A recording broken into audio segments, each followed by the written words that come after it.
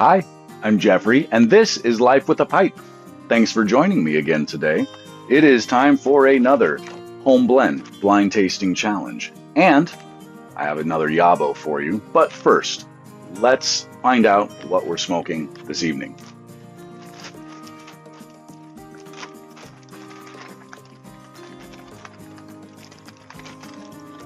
I think I did a big one last time, so let's find a small one. Boom. Here we go.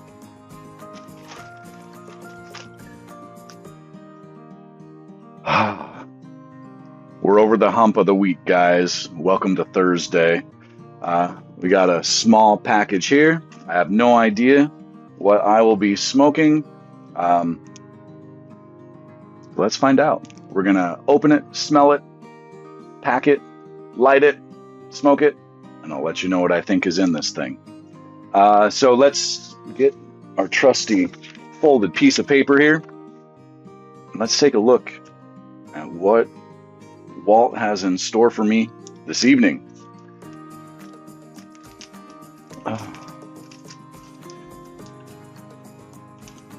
So let's pour this out again.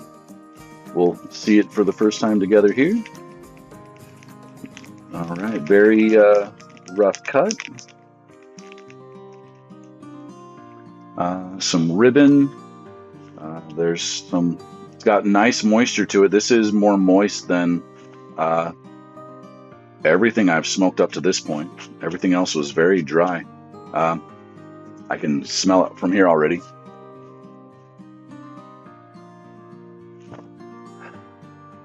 So this has a plum smell to it, like a sweet plummy Virginia, but I have a feeling that this one has a topping or something that he added to it, or at least he exposed it through evaporation, so it kind of sucked it up from the air. Well, that's very nice smelling, Walt. Wow. Great moisture. This is what you would expect from a blend right out of the tin. Not too moist, not too dry. This is perfect smokable moisture there. Let me hold it up to the camera here. See if it'll focus in.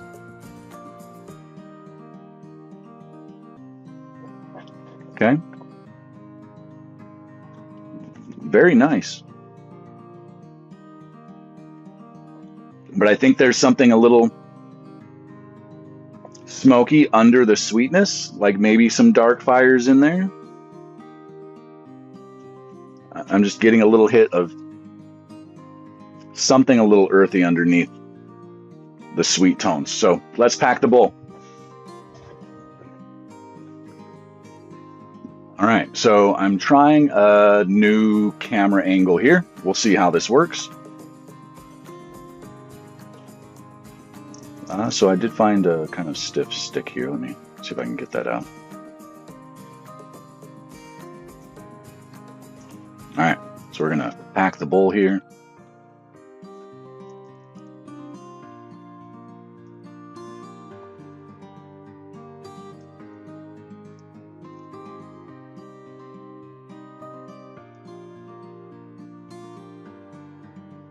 All right, there we go.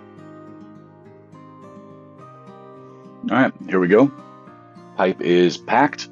Again, the Rossi 8626, courtesy of Jess Piping, and the Paladin Challenge. Let's light her up.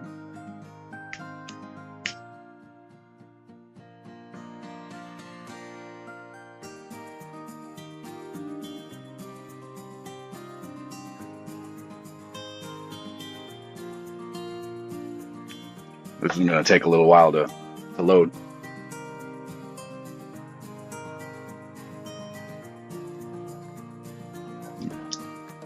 Off that light, I think we're playing with some Perique in here.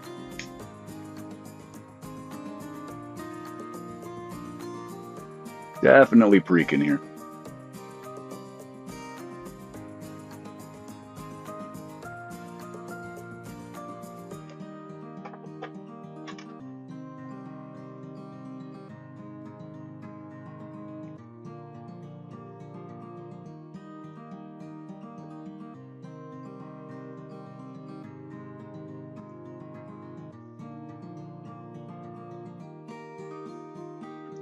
I'm enjoying this right off the light, Walt. It's nice.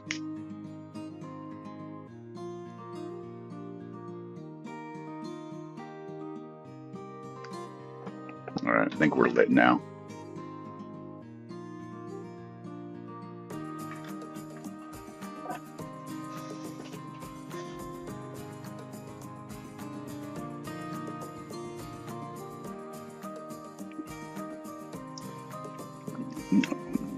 Earthy periqueness, a nice sweetness. You get a hit of whatever top note you had added, Walt. It's present but not overpowering.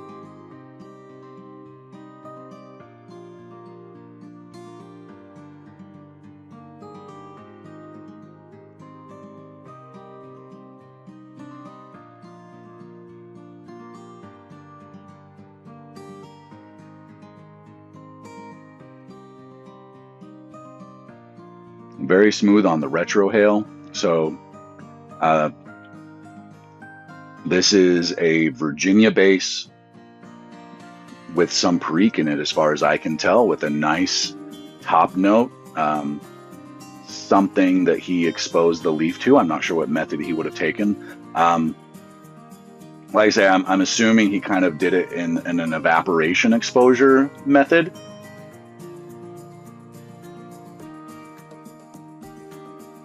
Because the leaf isn't wet, it's just nicely humidified like you would expect a fresh tobacco to be.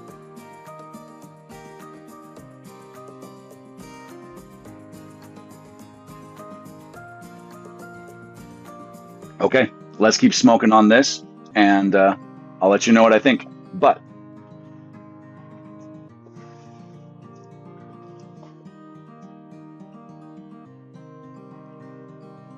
UPS brought some goodies for me. This is from Mark over at Leaf and Briar. You may have seen his video already of what I had sent him. This is what he sent me. So let's check this out. My knife is over here. All right.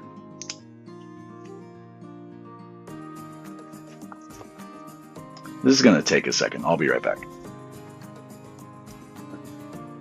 I did it. I got it open. That is nicely fit in there, Mark. Good job. No extra packing required. That box was perfect. So let's go through this. Let me make some table space here. We have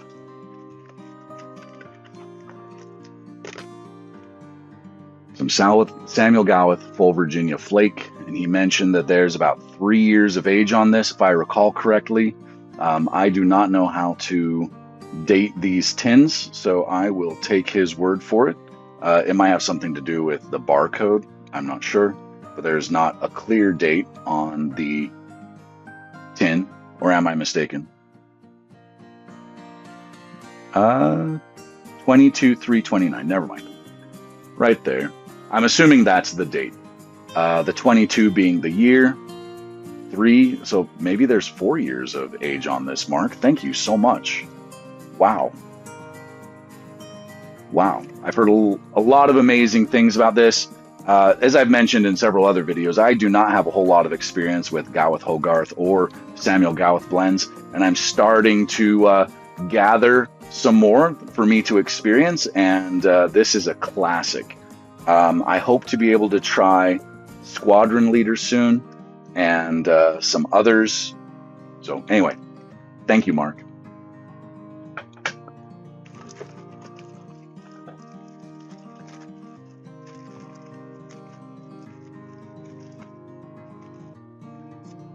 Fourth generation limited edition, 50 grams from 2025.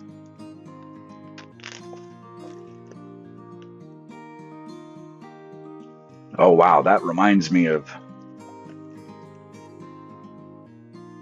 Oh, what does that remind me of? It's kind of a chocolatey graham cracker note. That smells really good. Wow. I've really been impressed by everything I have tried from fourth generation. I They even have like a lot of accessories that just seem really high quality. They've been catching my attention lately, so that is going to be wonderful to try. Janman flake, 50 grams, and this is one of those beautiful long flat flakes. That is gorgeous.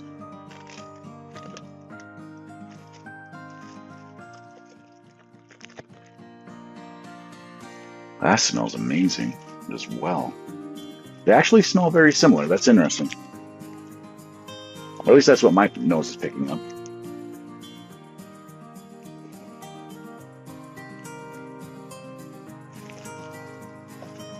Wow. That is a gorgeous flake. I have never had a flake like this before. That is absolutely gorgeous. Get all the air out of that. And then a bunch of little samples here. This is great.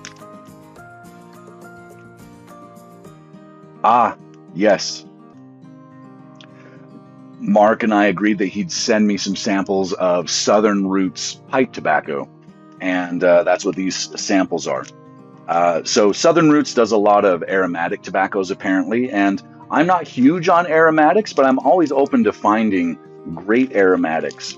A lot of the codger blends, people will argue about whether they're aromatic or not. I personally wouldn't necessarily call them aromatic, even though they may have a casing on them that is flavored. The flavors that they use complement the natural tobacco taste. So anything in that realm, I tend to lean towards. I like a good aromatic experience. So thank you for sending these, Mark. So this one is Kentucky coffee. And if the Kentucky is talking about dark fire and coffee, those are two things that I love. That sounds like a fun idea. This is their house blend.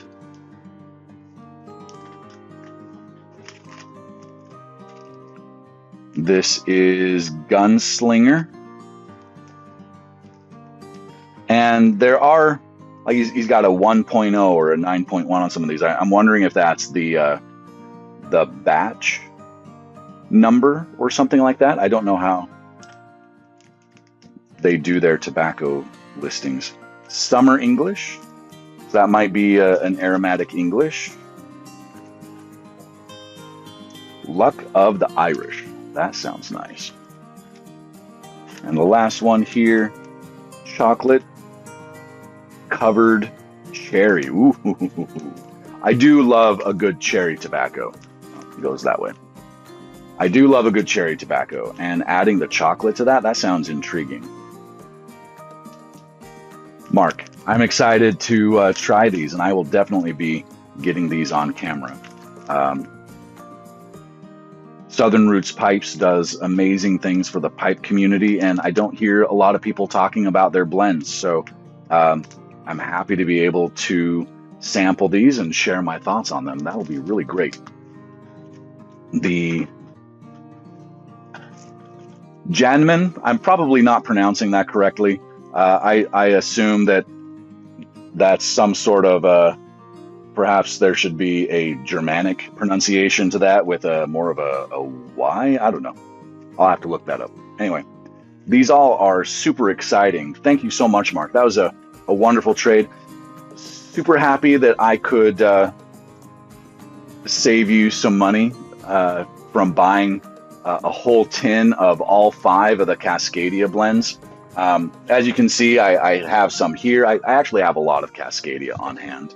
And, to be able to split a plug with Mark was a perfect opportunity because I haven't smoked them in a very long time. I've actually wanted to compare those to the new C&D plug lines that they've begun offering. I've only had the Skygate, and that was a wonderful vapor, very Greek forward vapor. And I think that Cornell and Deal and Ladisi created that line to compete with Cascadia specifically is, my own personal thoughts on the topic. So I thought it'd be cool to maybe be able to do that as well. And I think Mark actually had that same thought process as well, because he had also purchased all of the C&D plugs and was going to begin enjoying those as well. So again, a future project I hope to get around to. There's only so many bowls a week I can smoke, unfortunately.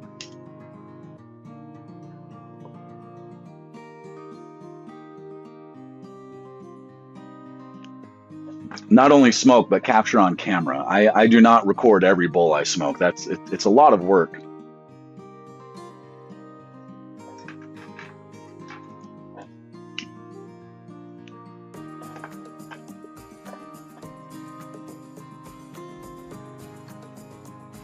That is a fun blend, Walt. Good job. I'm going to continue enjoying smoking this down. I'll come back probably towards the last third of the bowl and share my thoughts. We'll find out if anything changes during that time. So I'll be back shortly.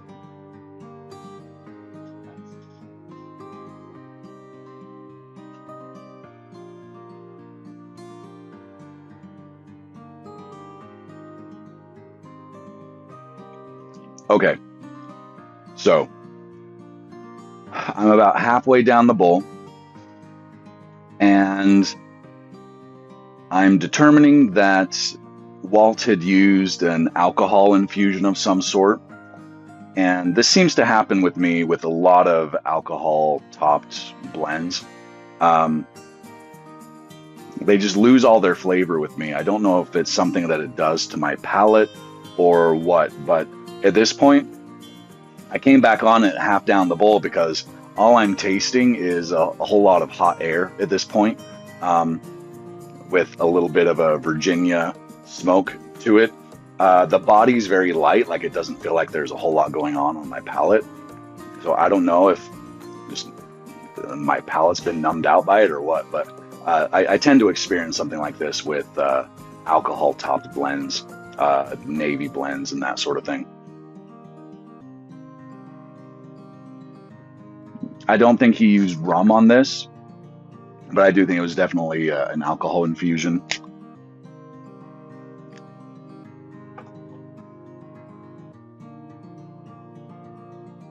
And there's just not, like, I'm not getting any special flavors. It's just like a lot of hot air at this point. And I'm a little sad because the beginning of the bowl was great, and the tin note, the bag note was very nice. It was very promising. It's fallen completely flat for me.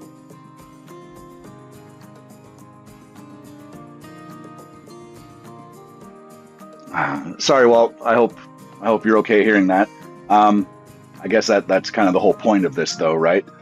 So I will stick with my first initial impressions: Virginia Perique with some sort of an alcohol infusion or topping. Well, not topping. It's not wet enough to be a topping, but an alcohol infusion. Let's call it that.